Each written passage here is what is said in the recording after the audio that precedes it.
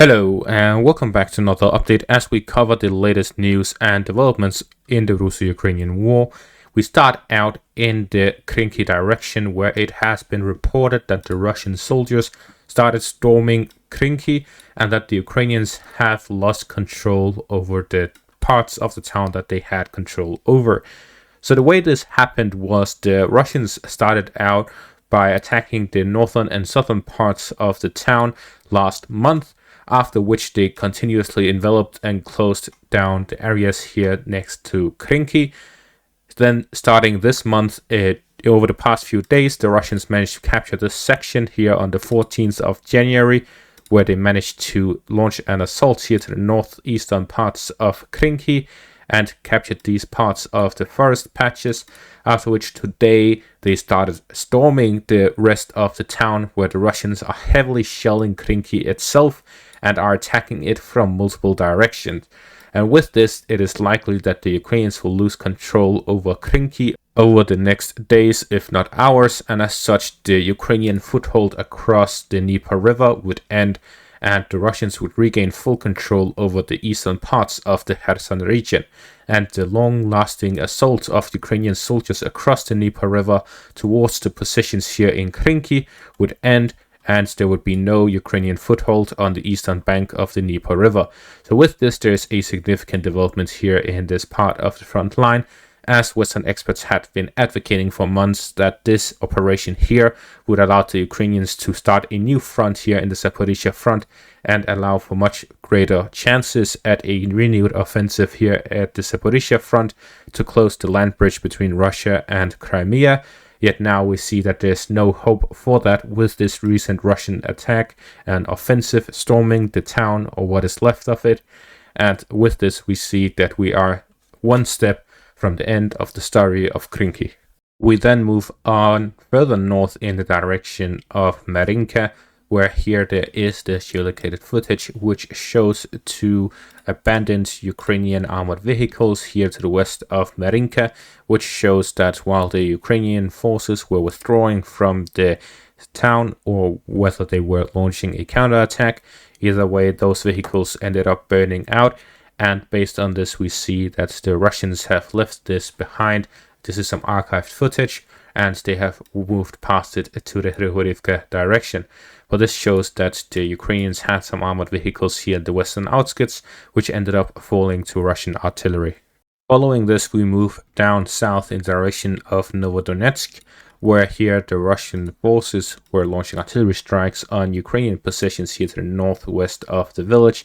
And with this, we see that there is still some Ukrainian presence here to the south of the river line, and the Ukrainian forces still have positions and fortifications here to the northwest of Novodonetsk, leaving Novodonetsk on the front line, and the Ukrainians still holding positions here. And as such, we see continuous fighting and artillery duels between the Russian and Ukrainian forces in the area. We then move on to the Avdiivka direction, where first off we have the geolocation of the footage I showed earlier today, where the Russians launched an armored assault here in the northeastern parts, and this geolocated footage shows the geolocation of the armored convoy. And to clarify something about this armored convoy, I wrote a tweet where it talked about how this video showed that the theory or the idea or the rumors that the Ukrainians were running very low on artillery shells and other munitions, it has some credit to it, as the Russian convoy, through those video footage where the armored vehicles drove all the way from somewhere here in the northeast and down south all the way here without getting shot at even a single time, shows that the Ukrainians, despite knowing the position of this armored convoy and this armored convoy being vulnerable to ATGM strikes or artillery strikes, they still were not fired upon. And I also said that with that being the case, the Russians not advancing further down south in this assault shows that they lack the guts to move further. From that, I received a lot of replies criticizing that the Russians had guts, just a part of a strategy where the convoy was drawing attention or it was provoking the Ukrainian defenders to launch artillery strikes and so on. In response to that, I needed to clarify what I meant by them having no guts, and to explain it in simple terms. What is war of attrition? War of attrition is a sort of combat where you do not focus on capturing territory. That is not even a part of the goals. Instead, the goals is simply to hurt the opponents so much that either they believe peace is better than war, which is the rule of unwar by Claus von Clausewitz. If peace is more attractive than war, then peace will be sought. So the Russians believe they need to hurt Ukraine so much that they believe that peace is better than war to end this war. So the war of attrition accomplishes that by attacking the opponent so much, both in army and in the willingness, the morale of the soldiers and the civilian population, to the point at which they refuse to continue the war and they will instead seek peace. This is why the Russians hit the Ukrainian energy grid throughout 2022. However, in 2023, they realized the Ukrainian civilian population would continue this war as long as needed. Therefore, they moved on to focusing purely on military goals. As such, we now see the military strikes, the missile strikes all across Ukraine are primarily and pretty much only hitting Ukrainian military targets, such as housing areas for soldiers, airfields, and ammunition depots, etc., hitting the Ukrainian army where it hurts. But at the same time, we also see at the front line that the focus isn't to focus on capturing territory. That is, the small assault groups that they are using are not to capture territory. It is never a good strategy to capture territory. It is instead to advance and draw out the opponent's artillery, and then they launch assaults to destroy this artillery, counter battery strikes, and so on, to gain a better advantage and to hurt the enemy as much as possible. However, if you do launch an armored convoy, the only reason you ever do that is never for a war of attrition, because you are exposing your own forces. Instead, what it is used for is to advance. An armored convoy, the purpose of it is to make an advancement, because compared to small assault groups, armored convoys can take a hit. But when the opponent, in this case Ukraine, does not hit the Russian armored convoy, then the purpose of that convoy is non-existent. It either has to keep going until they're hit, until they capture the territory they wanted, or retreat because they're taking too much fire. But in this case, they were never fired upon. Therefore, they had to either continue, which was the logical solution and why I believe that they have no guts for falling back. But of course, I do not know the whole story, and this is just my personal feelings speaking, saying that if they are not willing to take sacrifices to end this war quicker, that goes against my personal beliefs, because my personal belief is that war should end as quick as possible, even if it takes more casualties, because in the end, as long as war continues, more casualties will appear. The war should end as fast as possible, and a war of attrition is a very slow way to fight, because countries can hold out for a very long time. Meanwhile, the Western response to this war of attrition is the sanctions, it is the pressure on the Russian market, it is to try and make Russia hurt as much as possible.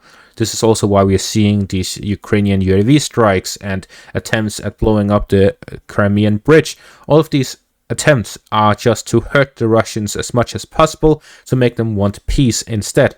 But so far, both sides are very adamant in continuing this war, and it is very clear to me that this war will continue for as long as it takes until one side loses militarily. And that is something that has been said by the leaders as well. They do not believe that this war would be settled in any other way than through military means.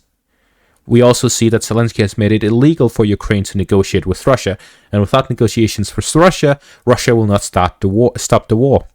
Therefore, it is clear that military might is going to end the war. The Russian idea is that they'll continue this war of attrition until Ukraine has no more soldiers, until they cannot fight anymore. However, the issue there is Ukraine will continue to fight until they do not have more soldiers, and that would cause a lot of casualties. Instead, the Russians should overwhelm the Ukrainian forces and end the war quicker that way, because they have the capabilities to end the war. But it has now become clear to me, based on reading more articles, reading more data and all of that throughout the day, it made me realize that both sides are now preparing for 2025. 2024 is going to be another 2023, except without any offensives. It's going to be an even more drastic, slow poking, no development year compared to 2023. And the main reason for that is that the Russians are waiting until they finish their preparations, which will require an additional 400,000 soldiers, so all of 2024, and they're building up their forces, they're training even heavier, they're building up more units and so on, while the Ukrainians need so much more forces that they simply cannot be ready in 2024 to launch another offensive, and therefore the Ukrainians will also wait until 2025. Therefore, we will likely see the defining battle of this war in 2025 instead of 2024. And therefore, I believe that this sort of fighting, this sort of attritional warfare will likely continue all throughout 2024, and there will be no decisive battles. There may be smaller operations or even medium-sized operations, but there will not be any operations similar to at the start of the war unless either side collapses in 2024. But that is unlikely to happen unless many factors add up, but we'll get a clearer look the closer we get to that point. And that is going to be all for this update. Thank you all for watching and have a great day.